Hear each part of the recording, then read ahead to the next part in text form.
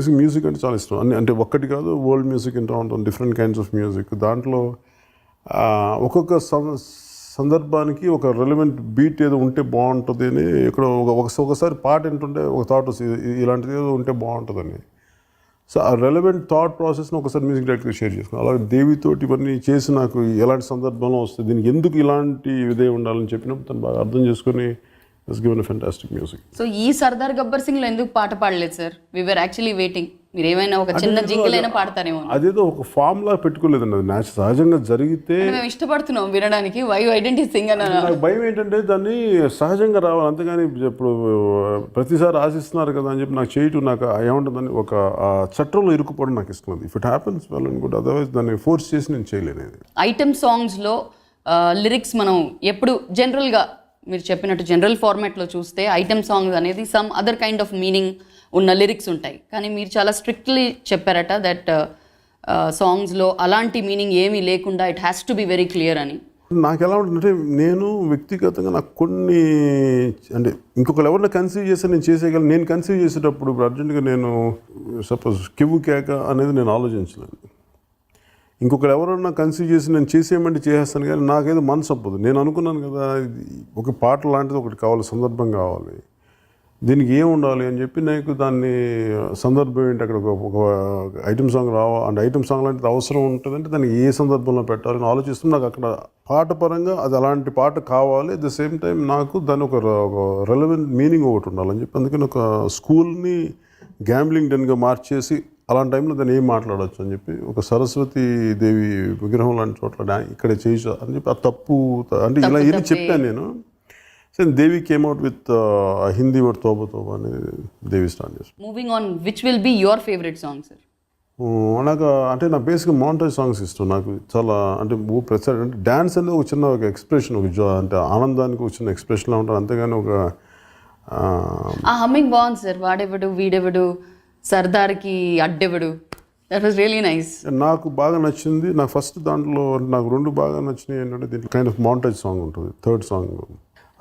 తర్వాత నాకు మహారాష్ట్రకి ఎప్పుడు వెళ్తున్నప్పుడు నాకు ఈ నాసిక్ డోల్ ఒకటి బాగా గణేష్ నిమజ్జనంలో కనిపించింది. నాకు అది చాలా దాంట్లో విపరీతమైన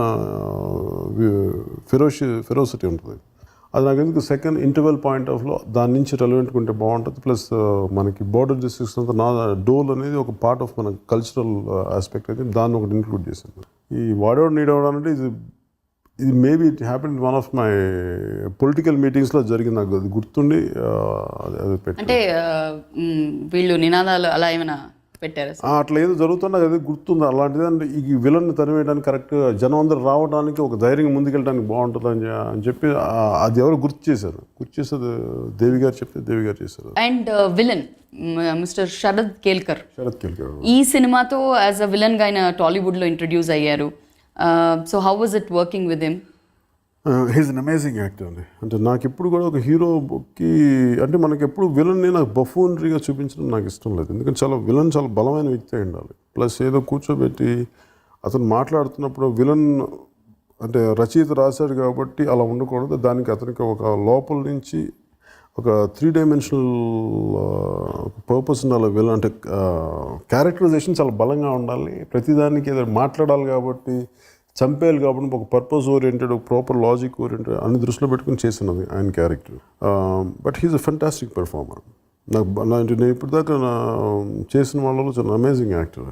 చాలా నాకు బాగా నచ్చింది విలన్ తను. ఐ థింక్ ఇది ఆయన వింటే చాలా సంతోషపడతాను. తనకే చాలా చెప్పాను, I said one of the finest performer. ఎందుకంటే నేను ఆయన ఏదో ఫోటోగ్రాఫ్ చూశాను విలన్ కోసం చూస్తున్నప్పుడు, దాంతోపాటు ఒక ఏదో మరాఠీ ఫిలిం చూస్తున్నప్పుడు ఆయన అమేజింగ్ ఆయన పెర్ఫార్మెన్స్ చాలా బాగా నచ్చింది. చాలా dedicated actor, one of the finest actors. So Ali గారితో మీకున్న ర్యాపో మాకు తెలుసు, అదే ఆ కెమిస్ట్రీ మళ్ళీ మాకు స్క్రీన్లో కనిపించింది. సో ఆలీ గారి గురించి anything special you want to share about? And మా ఇద్దరికి చాలా న్యాచురల్గా ఉంటుంది. ఇప్పుడు మీ ఇద్దరం ఇప్పుడు క్యారెక్టర్లు చేస్తున్నప్పుడు ఇప్పుడు మన ఎలా మాట్లాడుకుంటా ఇలా రియాక్షన్ చూస్తున్నా, ఆయనకి రియాక్షన్స్ పడిపోతే అతను ఇలా చూస్తున్నా నేను ఇలా చూడాలని చెప్పి మీ ఇద్దరు మాట్లాడుకోకర్లా. మీ ఇద్దరు సహజంగా నేను తనలాగా నేను నాలాగా మీ ఇద్దరు చేస్తున్నా, కానీ మాకు సీన్ ఎవరు ఎలాంటి డైలాగ్ ఇచ్చినా మా ఇద్దరికి ఒక అన్సెట్ కెమిస్ట్రీ ఉంటుంది. దాని గురించి మాట్లాడుకోకర్లా, మేము చేసేస్తాం.